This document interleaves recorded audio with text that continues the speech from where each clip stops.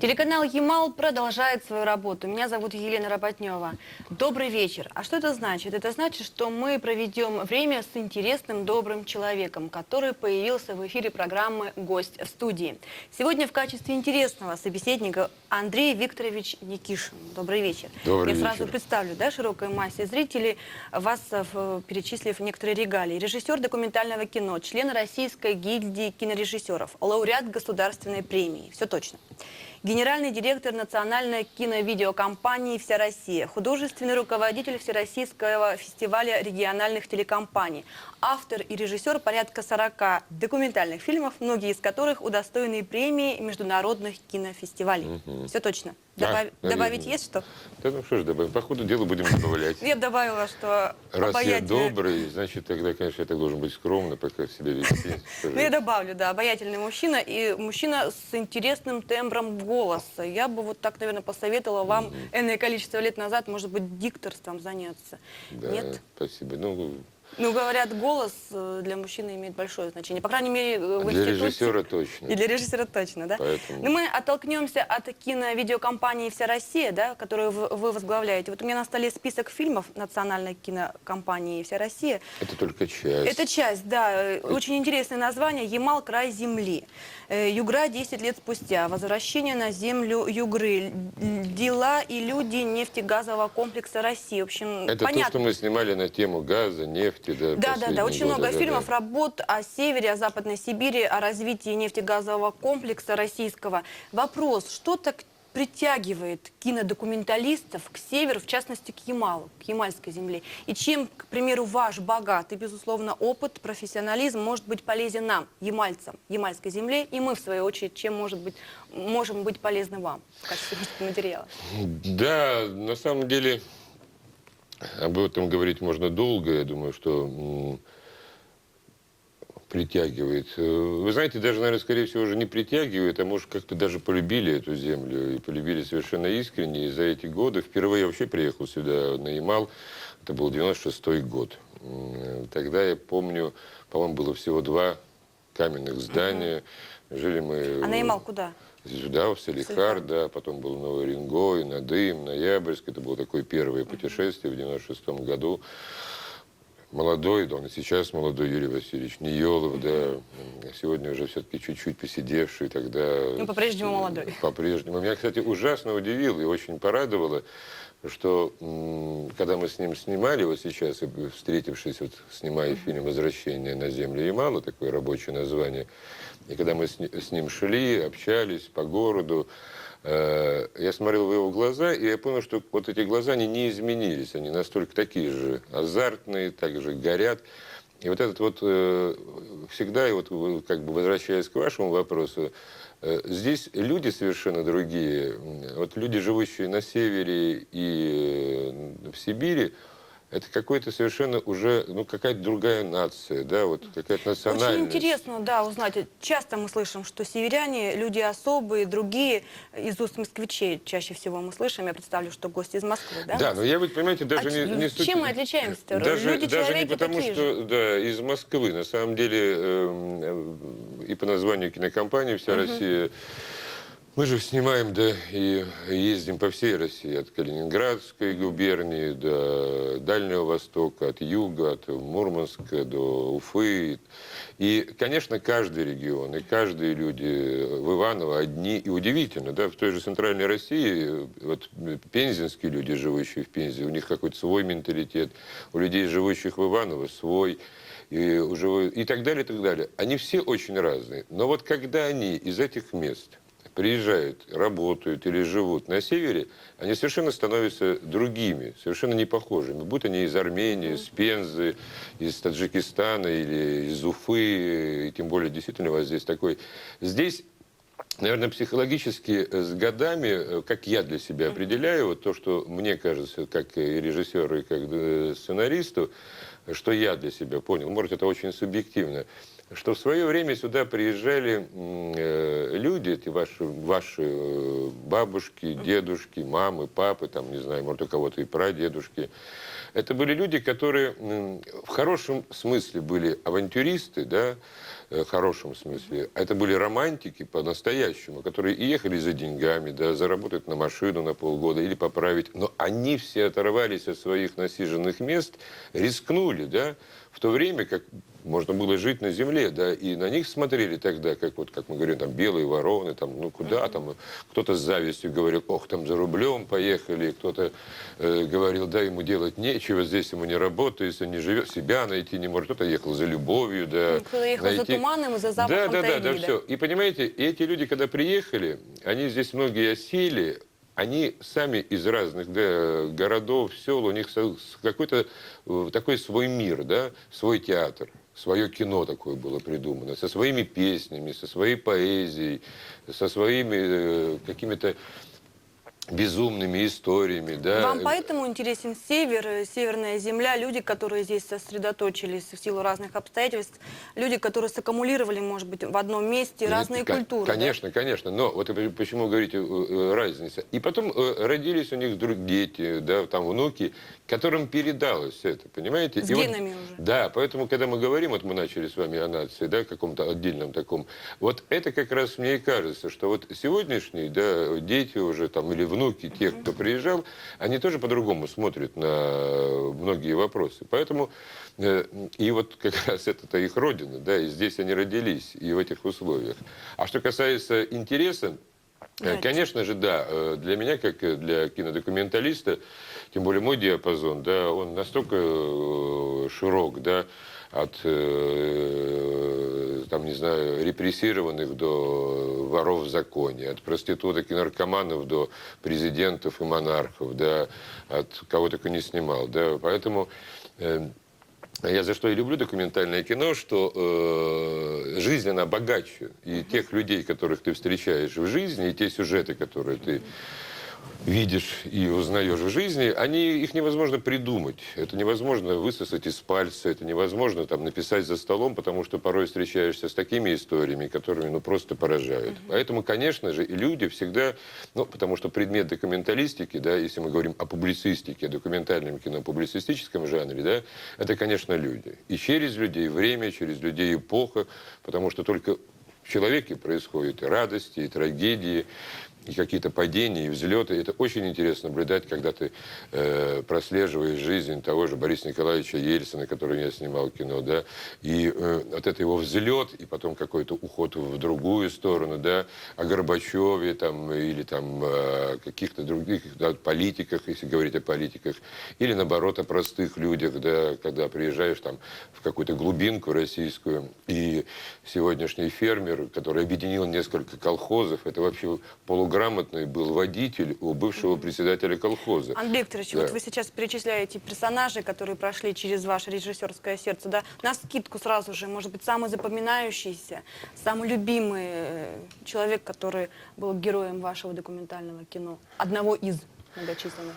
Ой, да, Просто на скидку, вы знаете, да. У это каждого как- есть свой да, любимый это герой, в да, том-то- все-таки? Вы знаете, наверное, это вот как, знаете, когда много детей, наверное, Да, да, очень трудно, потому что практически, понимаете, они все очень разные, да, и герои тоже разные, социальные слои разные, поэтому, может быть, в каждом социальном слое надо искать, да, может быть, понимаете, вот честно говорю, вот не потому, что кому-то боюсь обидеть, а потому что, ну, просто, Ну, наверное, просто сейчас невозможно. вспомните, вспоминая Марию Ивановну, которая на мой вопрос, ну, на вопрос человека, работающего в кадре с микрофоном, на такой-то вопрос ответила так интересно, так неожиданно. Вот что-то в этом духе. Можно сейчас? Ну, вы знаете, я думаю, что вообще профессия документалиста и кино, да, она не заключается в конкретном вопросе, да, журналиста как героя. Ну, мы говорим сейчас о Да, о я ведь персонажах. с ним не веду, да, интервью, как мы с вами сидим за столом, да, Это вопрос-ответ. понятно. Да, я с ним пытаюсь прожить жизнь, да, поэтому, когда вы говорите, да, кто,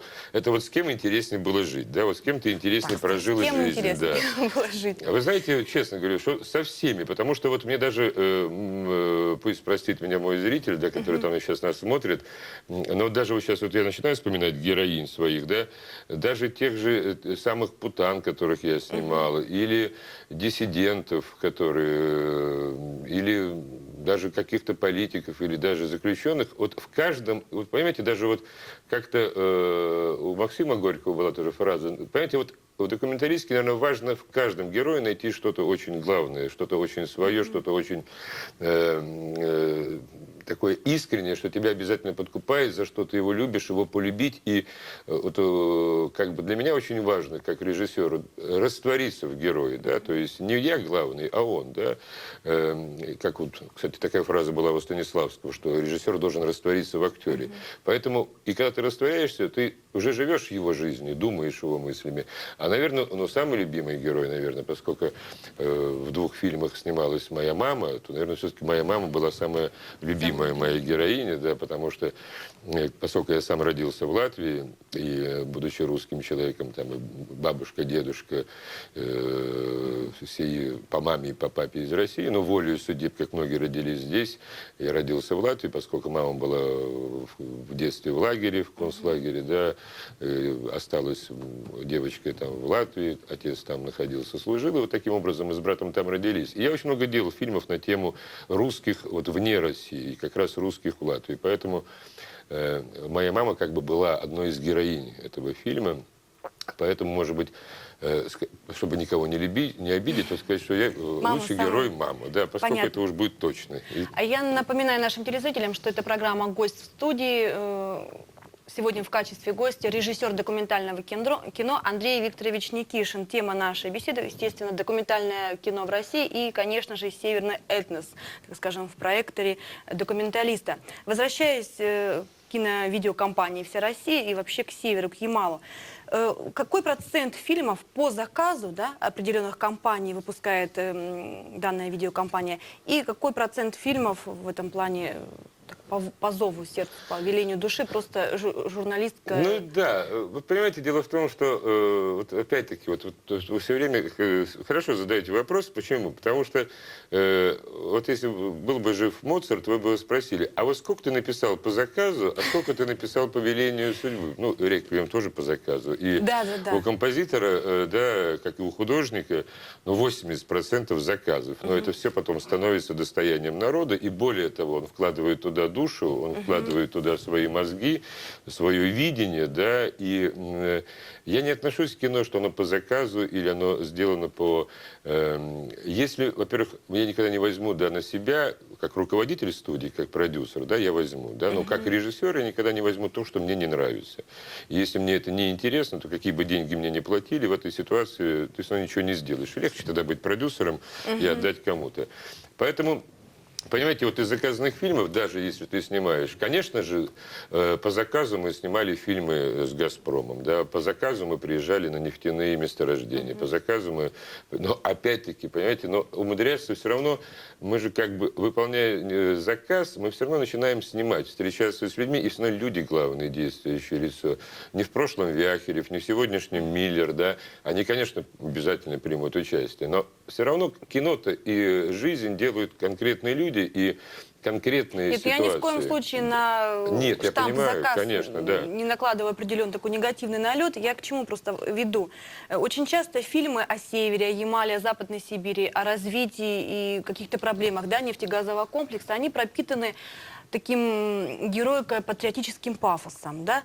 Плюс ко всему, когда смотришь эти фильмы, ну, бывает так, смотришь эти фильмы, как здорово показано, какая красивая картинка, холодно, но красиво, сложно, но жить можно. Такой вывод можно сделать из этих фильмов, но, тем не менее, в реальности жизнь-то гораздо прозаичнее все же. Вот мы упомянули слово романтика, прозаичнее, сложнее, труднее, и где-то даже я не знаю, ну, не смертельные, чем показывают фильмы, но очень сложное.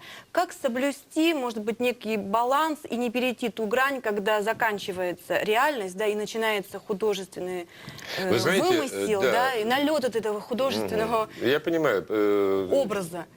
Да, как-то вы совершенно правильно так бывает. На самом деле, опять-таки, да, заказ это не значит, что надо хвалить.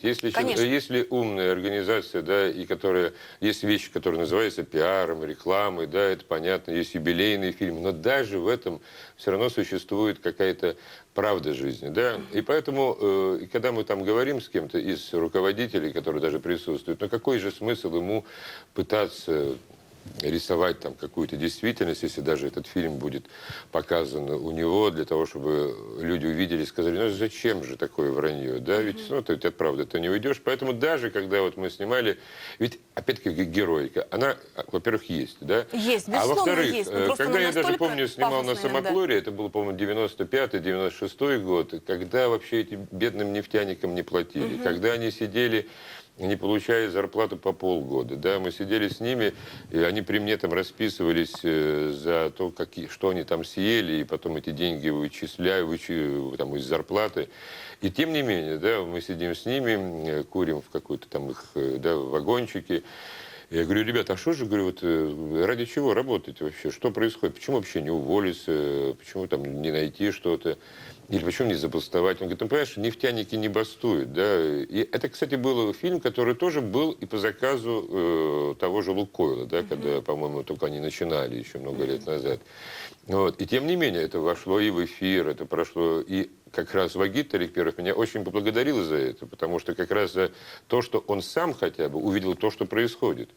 И поэтому все же зависит от того, как ты можешь показать. И как-то, я помню, я снимал один... Все-таки по большей степени от мастерства и ну, профессионализма. и, конечно, да, потому что я делал фильм как бы руками, ну, против КГБ, да, один из фильмов под названием «После литургии», да, литургия это такой, да, после долгого сна, где КГБ помогало мне материалами, и совершенно не ожидая того, в общем-то, я просто рассказал правду о деятельности КГБ в той же самой Литве, в Латвии, в Эстонии, как вывозились. Ну, да, не всем сходит с рук, так скажем. Вот но время, так- конечно, уже было другое. Многим это не сошло с рук, и многие, к сожалению, так и не вернулись в эту Россию, в нашу Россию, да, в эту страну, и многие остались. И потом, когда они уже приехали в другую Россию, они уже здесь не смогли. Вот. Но, тем не менее, понимаете, ну, конечно, тут надо тоже выбирать. Одно дело, или ты служишь, да, как бы определенным властным органам или там какому-то заказу и просто зарабатываешь деньги, или ты все-таки пытаешься делать авторское кино, говорить какую-то правду, тем более сегодня, к сожалению, пока еще тоже документальное кино еще не переживает как бы стадию становления, ту, которая она была когда-то, когда вот мы делали фильмы, которые действительно народ шел, который поражал, когда у людей когда тут открывали какие-то глаза. Сегодня многие фильмы, к сожалению, хоть и они интересны, но делают с каким-то определенным лекалом, да, они стали похожи друг на друга, особенно документальные, как сериалы. Какие-то темы интересны, но в то же время они не трогают зрителя, но зато есть еще плюс, они хотя бы образуют, да, то есть люди открывают какие-то для себя интересные истории, и связанные там из прошлого. Это тоже очень важно. И посмотрите, сегодня документалистика начинает все больше и больше становиться популярной, да, на экранах. Вот. Популярнее, но тем не менее, все-таки, наверное, популярность просто художественного кино, да, по сравнению с документальным кино, она значительнее, выше и ощутимее. Документальное кино в этом плане, наверное, как и детское телевидение, невыгодно относительно продюсирования, да, вкладывают деньги все-таки по большей части в художественное кино, поскольку оно окупается. Вот здесь все-таки в чем причина? Опять-таки в нашем, я не знаю, пресловутом российском менталитете мы не хотим загружать себя определенными фактами, реальностью, да, которая отображена конкретно в документальном кино. Или здесь какие-то свои производственные подводные течения? Ну, вы знаете, на самом деле тут я не могу согласиться, что документальное кино невыгодно. Как раз оно может быть гораздо выгоднее, да, Нежели чем... художественное? Да, бывает, но во всяком случае, так в Европе, так на Западе, да, так... В Европе и на Западе, а в Да. России? А в России, я могу вам сказать, что в России всегда, особенно в советские времена, как раз фильмы, мультфильмы и документальное кино только продавалось и было как бы некой валютой, которая приносила деньги в карман Госкино. Игровое кино, да, сериалы, они быстрее, конечно, себя отбивают, там другие сцены и другая вообще форма работы.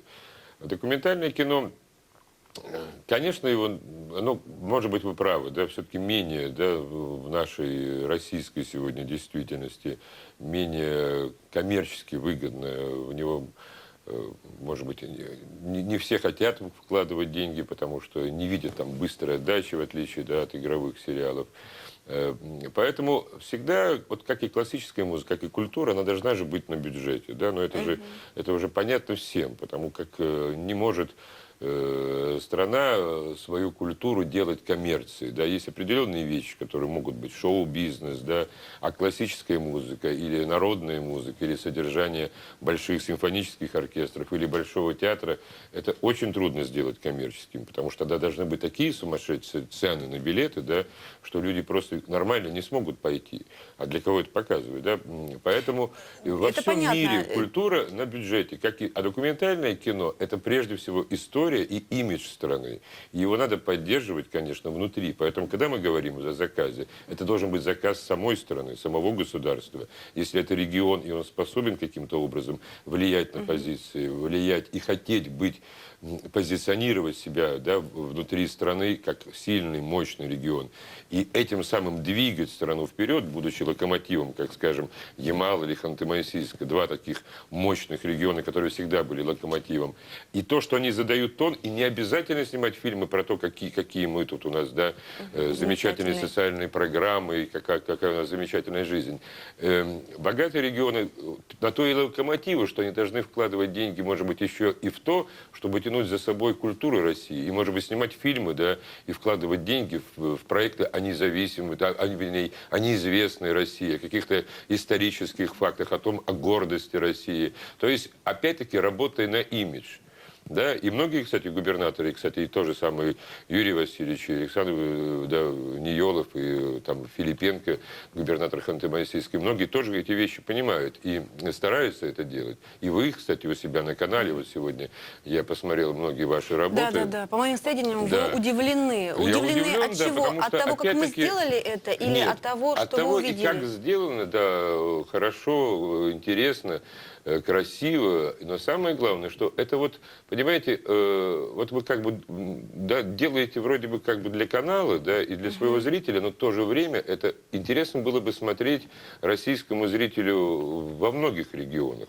Потому что, во-первых, Какие это... фильмы вы для себя отметили, работы? Ну, во-первых, я сейчас не буду там конкретно по фильмам, потому что я, конечно, сейчас надо мне вытащить записочки. Я думаю, что, чтобы опять-таки не обидеть, многих не посмотрел до работы, а так я выделю кого-то из ваших, и вроде как Ну, будет есть, хорошо. есть, да, Я что просто скажу похвалить? темы, да, я скажу темы, вот, ну, совершенно, ну, безумно интересно и безумно красиво смотреть за жизнью вот этих коренных народов, да, малых народов, это немцев, да, хантов, Ханты, там, да, коми. коми, потому что вот это, и даже вот это очень правильная попытка показать, да, это не какая-то клиповая такая нарезка, да, это все-таки вот с точки зрения даже операторского мастерства, это попытка все-таки разглядеть, да, дать увидеть зрителю предметы обихода, вглядеться в лица, это какая-то неторопливая, очень точная, точный пересказ, да, который соответствует вот мелодике языка и даже песням, там, идет какой-то поиск у ваших ребят, какие-то удивительные клипы на народные, вот, национальные песни, которые сделаны, да, какие-то поиски по монтажу, вот, по режиссуре, сомнения, да, и опять-таки, но что самое главное, да, вот в работе и вообще во всей вашей компании, из того, что я видел, и на фестивалях, да, когда вы приезжали вот на наш московский, вся Россия, то, что я когда был членом жюри в Ханты-Мансийске на «Золотом бубне», вот удивительная энергетика идет вот с экрана, от работ, которые делают ваши коллеги. Во-первых, есть доброта, есть какое-то желание вот не выпендриваться, да, извините там за грубое слово, в какие мы там талантливые, гениальные, а вот какой-то идет поиск, да, у людей, которые им интересно, что они делают. И более того, в работах многих журналистов они купаются, да, в том материале, с которым они работают. Это очень важно. Они не делают это так, да. у них есть какие-то сомнения, они пытаются, да, искать, пытаются нащупывать, и многие, да, я понимаю, что там у многих не хватило там возможности там подучиться, там режиссерской школы, операторской, может быть, но вот это стремление делать, и вот стремление это с хороших, да, и почему это получается? Потому что изначально внутри стержень, который они уже, на который они пытаются одеть свою профессию, он носит характер созидания, да, доброты.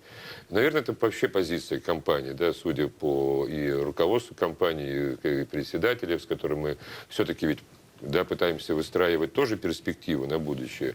Поэтому это радует. И я вам должен сказать, это и как комплимент, и чисто творческий, потому что на самом деле в России при многообразии телекомпаний мало кто пытается сохранить свое лицо, как делает ваша компания. Многие компании пытаются подражать Первому каналу, Российскому, по форме, по содержанию, по огромному количеству чернушного материала, да, от убийств, драк и воровства до наркоманов или там разломанных подъездов, или, ну, потому что думаю, что это рейтинг, да, вот чем страшнее, чем дурнее, тем вот. И вот опять-таки отвечаю на ваш вопрос, на который мы начали в начале. Потому что и люди, и зрители у вас, они совершенно по-другому воспринимают. Им вот эта вот чернушная история, это не их, да. Потому что, когда человек воспитан и живет на каких-то других принципах, и ему интересно созидать, ему совершенно неинтересно смотреть на то, что раздражает и ломает, да, на то, что разрушает. Андрей Викторович, Поэтому, прошу прощения, очень да. интересно вас слушать. Я даже думала, зачем я вопрос, собственно говоря, составляла. Очень интересный собеседник, растворяешься просто в вас. Но, тем не менее, все-таки некоторые вопросы хотелось бы озвучить и перейти немножечко на сравнение, может быть, документального кино и художественного, точнее, даже не на сравнение, а на те средства, выразительные средства, которые используются и там, да, наверное, все-таки. Возьмем сейчас век высоких технологий, когда можно снять кино и как документальное, так и художественное, да, сидя дома у компьютера. И возьмем, ну, более масштабные работы, возьмем «Гладиатор», да, американскую ленту, и возьмем фильм Бондарчука «Война и мир», где массовки отсняты в реальном варианте, да, там конкретно тысячная, многотысячная была аудитория задействована, массовка. И «Гладиатор», там массовка, сражения сделана, в общем-то, на компьютере. Так стоит ли сейчас вопрос, вот прибегая к выразительным средствам в кино, на телевидении, использовать вот эти многобюджетные приемы, реальные, да, собирать большую массовку, или все же можно сесть за компьютер, на кнопочку нажал? Вот здесь насколько все-таки реальность этих выразительных приемов? Вы знаете, это вот опять-таки тоже к вопросу о режиссерах, да, и о возможностях. Потому что вот даже наш коллега, российский режиссер Прошкин, да, который сейчас снимал фильм «На Чукотке», вот он, нужны ему были, да, американские самолеты, которые были тогда. И ни на какой компьютерной графике я не хочу их видеть. Я хочу, чтобы он был, радовал глаз там, да. И все-таки нашли возможность и сделали. Хоть два, но сделали. Это очень важно для кино, когда ты все-таки...